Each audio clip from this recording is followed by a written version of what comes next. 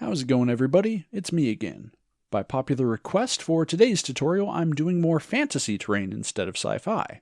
I wanted to make something that would work great for either Underdark style terrain or a haunted Mirkwood Forest style of setting. The resulting deep forest terrain pieces work well for general purpose scatter terrain, as well as a quick way to define a play area for an encounter on a battle mat. Let's get right into it. Today's starting point is vanilla scented potpourri. These are often dyed depending on the scent. Vanilla just happens to have the most natural look out of them. The main thing I've seen folks use this for is Tyranid terrain for 40k, but I wanted to try something different with it. We're going to start by picking out the largest pieces to use first. Then grab some foam core or cardboard cutoffs and trim out some irregular shapes. Your only real worry here is to have one side flat-ish to use as a base. Hot glue a few pieces at right angles from a larger main piece to make freestanding wall sections. Then start gluing the biggest pieces of potpourri into the corners to start getting some weight and texture going. It's also a good idea to have a few smaller chunks of foam core to glue on to the sides to add mass, or to act as a support for the hollow sections of pieces that you're gluing on. At this point, just have fun with it. Glue big chunks in the corners and work your way out and keep gluing things wherever they fit. The point here is to get interesting textures and shapes across 90% of the pieces, not to be super precise. Also, as you work, rotate from piece to piece while you're gluing so the hot glue has time to cool in between.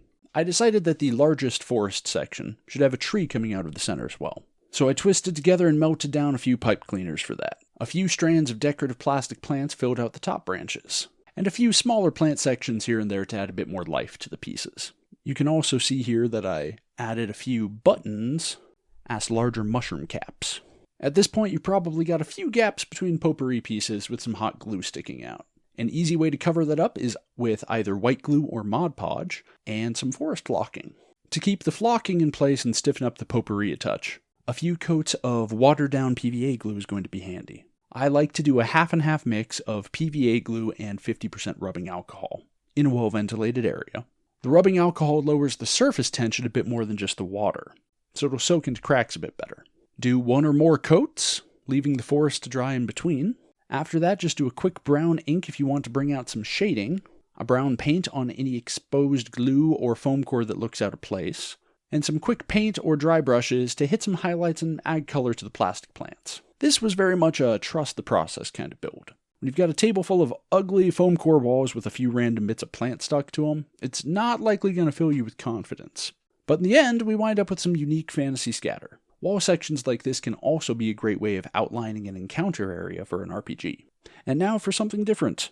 A buddy on Facebook by the name of Alexander State has done a few builds inspired by this channel. Here's a few pictures of his take on the Necron pylons I posted a while back.